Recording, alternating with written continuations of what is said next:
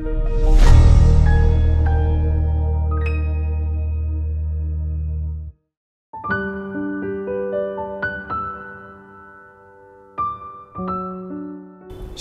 saudara-saudara sahabat rohani yang dikasihi Tuhan.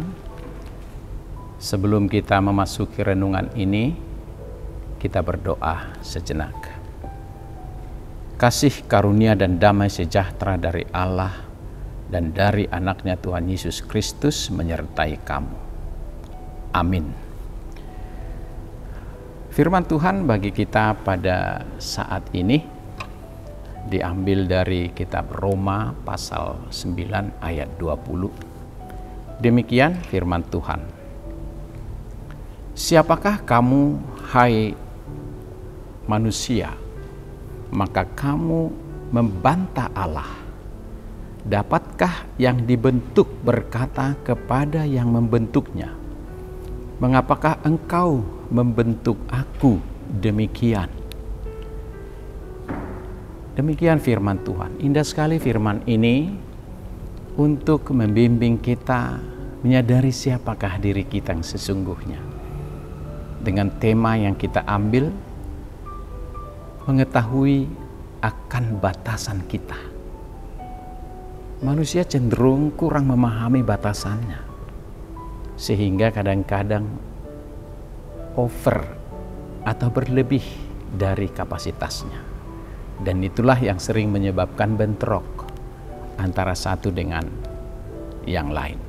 Sahabat rohani yang dikasihi Tuhan Yesus Kristus, pada peristiwa tahun 1952 di pantai Miami, pemilik sebuah toko memperkenalkan dan menempelkan peringatan yang berisi demikian. Pecah berarti membeli. Untuk mencegah orang-orang ceroboh dalam memecahkan barang yang ada di tokonya. Sekarang peringatan ini dapat juga kita jumpai di berbagai toko. Ironisnya bunyi peringatan di rumah tukang periuk yang dijumpai Yeremia berbentuk berbeda dengan tulisan yang tadi. Pecah akan diganti menjadi lebih baik. Kira-kira demikianlah Yeremia menyampaikan pesan kepada kita semua bahwa pecah akan diganti menjadi lebih baik. Itulah yang dinyatakannya. Sahabat rohani yang dikasihi Tuhan Yesus, Yeremia diperintahkan Tuhan untuk pergi ke rumah tukang periuk. Untuk apa Yeremia pergi ke sana? Adalah untuk menyaksikan pembuatan sebuah periuk dari tanah liat. Karena periuk itu tidak sesuai dengan maksud sang tukang periuk, maka ia harus mengulang-ulang membentuknya kembali menjadi sesuatu yang sempurna, bahkan lebih sempurna dari yang dia rencanakan. Yeremia melihat sang tukang pembentuk ulang tanah liat itu. Dari yang rusak dengan hati-hati dibentuk lagi, bejana yang lain yang justru lebih indah.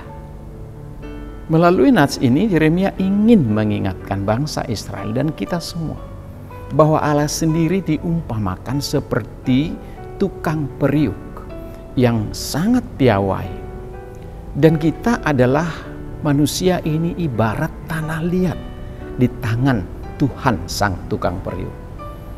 Allah itu sangat berdaulat dan sanggup memakai atau mengubah kita menjadi sesuatu yang baik dan berguna baginya.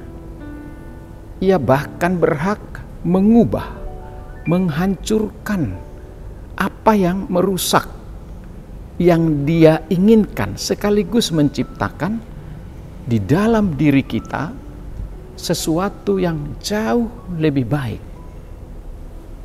Sahabat rohani yang dikasihi Tuhan Yesus Kristus, pertanyaan yang sangat mendasar, dapatkah tanah liat memprotes sang tukang periuk yang membentuknya? Dapatkah manusia membantah atau memprotes apa yang dilakukan Tuhan bagi manusia itu sendiri? Bagaimana mungkin tanah liat bisa protes kepada tukang periuk?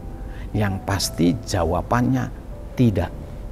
Kita tidak dapat membantah sang pembentuk kita sendiri. Karena pembentuk kita itu adalah tahu seperti apa bentuk kita yang baik. Sebab sang pencipta yang paling tahu membentuk, memakai, dan mencapai tujuan apa kita diciptakan, seperti tanah liat di tangan tukang periuk tadi. Saudara-saudaraku yang dikasihi Tuhan, kurangnya komitmen yang sungguh-sungguh kepada Allah seringkali menghalangi maksud semula dari Allah bagi kita. Dan Allah sesungguhnya bebas merencanakan dalam kehidupan kita apa saja yang Dia inginkan.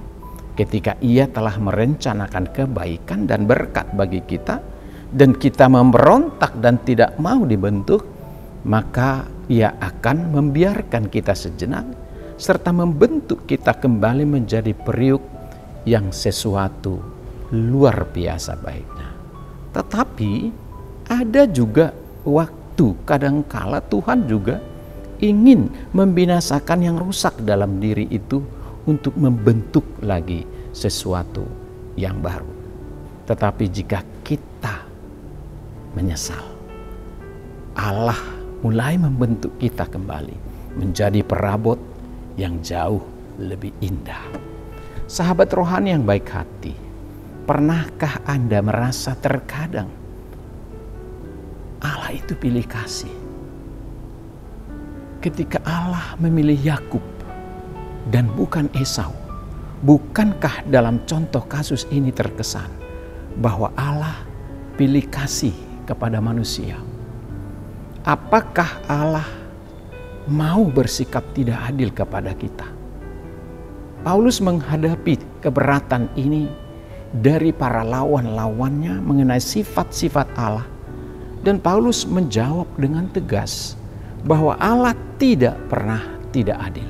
Allah sungguh Tuhan yang adil.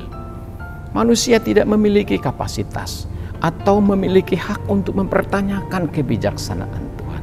Siapakah manusia sehingga kita harus memprotes, mempertanyakan kebijaksanaan Tuhan? Ketika Allah memilih bangsanya Israel dan bukan bangsa yang lain, bukanlah berarti bahwa Dia tidak berlaku adil kepada bangsa-bangsa lain. Tetapi karena Allah mempunyai maksud untuk bangsa Israel termasuk demi bangsa-bangsa yang lain. Itulah sebabnya Allah memilih bangsa Israel. Sebab jika Allah semata-mata hanya ingin menunjukkan keadilannya, maka jangankan bangsa lain, Israel pun akan lenyap dan tidak bersisa seperti Sodom dan Gomora. Pemilihan Allah adalah berdasarkan kedaulatannya yang mutlak dan tidak tergantung pada kehendak dan keinginan manusia. Bahkan kekerasan hati Firaun pun dapat dipakai Allah untuk menunjukkan kuasa dan kemuliaannya kepada seluruh bumi, oleh karena kehendaknya untuk membebaskan bangsa Israel. Inilah karya yang mengagumkan dari sang tukang periuk yang agung. Sahabat rohani yang baik hati, apakah pesan renungan ini bagi kita saat ini? Kita semua adalah ibarat tanah liat di tangan sang pembentuk kita, yaitu tukang periuk. Kita semua adalah alat-alat Tuhan, anak-anak Tuhan. Kita harus menjadi hamba-hamba yang bersedia dipakai, bersedia dibentuk, bersedia diutus, dididik benar-benar untuk mencapai kehendaknya. Apapun resiko, apapun akibat yang harus kita alami, suka atau tidak suka, Tuhan punya rencana yang terbaik bagi diri kita masing-masing. Karena itu, terimalah sebagaimana Allah membentuk, memberikan apapun kepada kita dengan rasa syukur, seraya memohon agar kita diberi hikmat untuk memahami rencana Tuhan dalam hidup kita. Seperti Maria misalnya, dia terima semua rancangan Tuhan dalam hidupnya. Dia terima, dia sebagai ibu Yesus untuk melahirkan Sang Juru Selamat. Yang pada akhirnya dia setelah berpikir-pikir, bergulat dan bergumul, dia berkata, jadilah padaku seperti yang kau kehendaki. Saat ini kita semua sedang dalam proses pembentukan Tuhan.